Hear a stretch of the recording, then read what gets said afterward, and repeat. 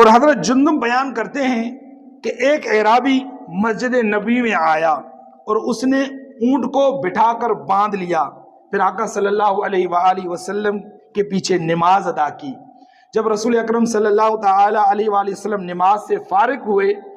تو اس نے اپنا اونٹ کے پاس آ کر اس کی رسی کھولی، پھر اس پر سوار ہو کر یوں دعا کرنے لگا، یا اللہ عز و جل مجھے بھی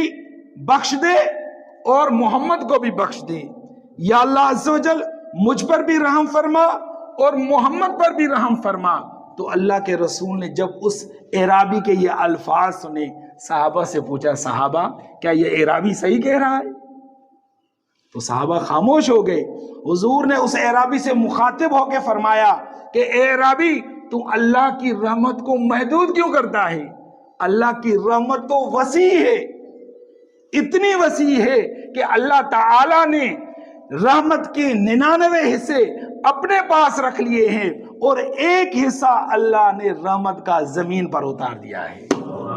اور جب ہم ایک دوسرے پر جو رحم کرتے ہیں وہی اسی ایک حصے کی وجہ سے ہے۔